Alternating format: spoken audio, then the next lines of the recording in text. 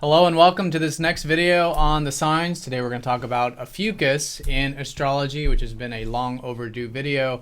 I know a lot of you have been asking about this, so I'm going to cover this in terms of what I've personally found to be true. This is a very new energy for us in modern times because a lot of the original interpretations of Ophiuchus go back to ancient times, and a lot of this information is was either destroyed or it's hard to uncover.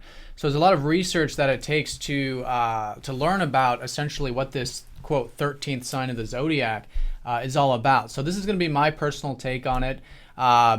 If you guys have any personal opinions or from your own research, if you want to comment down below, that would help others also. But if you have any questions too, feel free to comment and I'll do my best to answer them. All right, so Ophiuchus, the quote 13th sign, and the reason why it's called that is because traditionally there's only 12 signs of the zodiac, and Ophiuchus, which is its own constellation, and you can visibly see that it does pass over the ecliptic, was always lumped in with Scorpio, and Scorpio does span over the bottom of Ophiuchus, so for all intents and purposes it's still accurate, and Ophiuchus and Scorpio have very similar energies. But today I'm going to differentiate the difference between Scorpio and Ophiuchus so you can see specifically what this sign is about. So with Scorpio, and this is again on that evolution of the journey, we talked about the deeper aspects of life, right? Wanting to see the truth about the matter.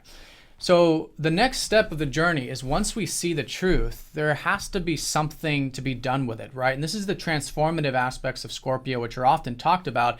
However, Scorpio has more to do with the awareness of the instinctual, because again, it's the scorpion, right? So it is that more, awareness of the earthly, awareness of the human aspects of self. But Ophiuchus transmutes that and transforms that into what you might call higher states of being or lighter states of being.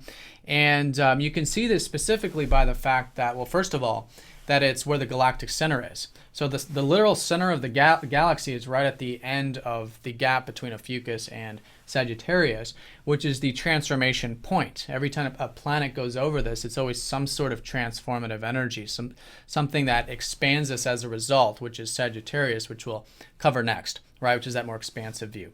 So here it's the final stages of, let's say, the cocoon, right? Of the caterpillar in the cocoon right before it turns into a butterfly, which is it's become aware of the fact that there is this old state of being, if you will, which is the caterpillar, and there's something that needs to be done in order to make it lighter, right? And this is the transmutation effect, which is strongly seen by that galactic center and Ophiuchus. So here it's about essentially taking the instinctual aspects, or again being aware of the lower, quote, lower human aspects of self, and then transforming them. And the way that's essentially done, at least in terms of my own personal philosophy, is that it's done through redemption.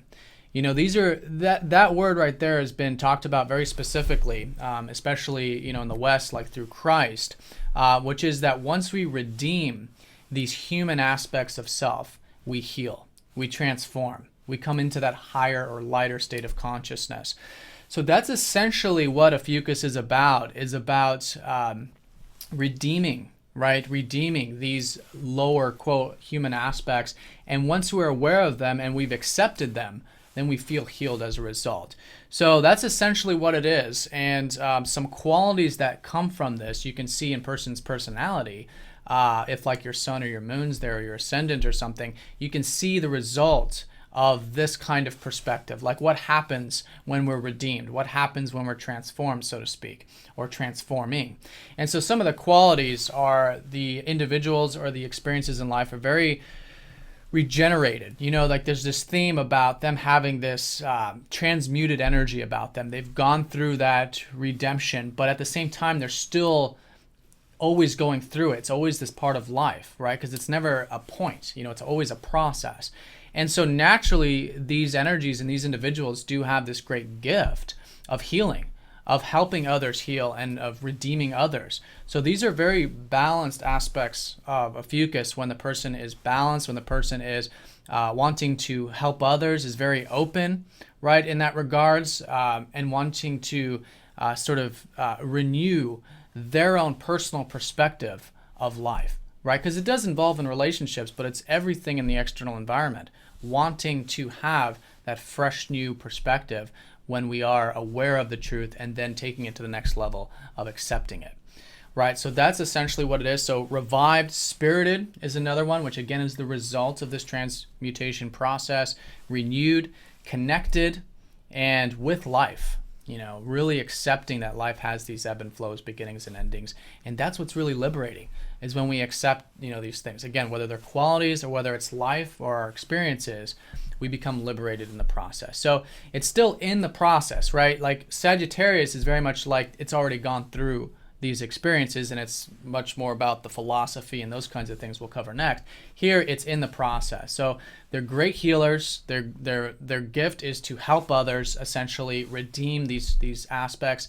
And it could be physical. You know, a lot of times, as you might imagine, like doctors and things like this, or psychologists, can be seen with these kinds of placements, which was traditionally associated with Scorpio, but, you know, moving up further up that ladder, Ophiuchus. So the healer kind of thing, whether it's physical, emotional, psychological, or spiritual. So some things that I've noted too is that traditionally you would say that it's ruled by Mars, because Mars rules Scorpio, and it's always been associated with that same area of the sky. Modernly, you can say, excuse me, Pluto. But Chiron, I would say probably more specifically, because if you look at the mythology of Chiron, which I did make a video on this, it's more about the healer qualities, very much in alignment with this Ophiuchus. So you can see those parallels very strongly with Chiron, and that's essentially what a ruler is, like a planet, is that it has a very strong association with these, in this case, these qualities of life. Now, it's probably associated with water, and I would attribute it to water, but some have called it ether, right, which is the, you know, fifth element, if you will, which is the highest, the lightest energy, which again is part of that transmutation process. If it is, it would probably be the only sign that is associated with ether, I would imagine. And it would be fixed, because Scorpio's fixed, right? But it's, again, it's, I would say it's probably a little bit more into the malleable side, because it's about the transformation process, a little bit like Pisces in that regards. Of course, feminine in nature, because it is that watery energy also. All right, so that's Ophiuchus in a nutshell. One thing too is that it's opposite Orion.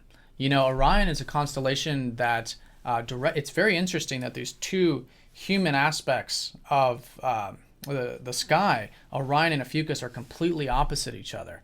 So the balancing point to Orion, which, you know, traditionally would symbolize like Osiris, is that Orion is the hunter. It's the man. You know, like the very physical qualities of the self.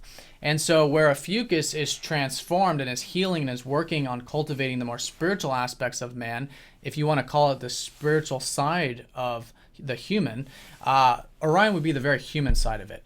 So to balance out, if there's a lot of Ophiuchus energy, to balance out that really watery stuff is to incorporate the Orion energy, which is to hunt, to do the human thing. You know, the earthly side of it, which helps ground a lot of that watery energy, right? And that's also seen from Taurus, because Taurus is also opposite Scorpio and Ophiuchus also, that earthly aspect. So that's the opposition. One thing too, actually, I forgot to mention, the actual constellation, you know, is the serpent bearer.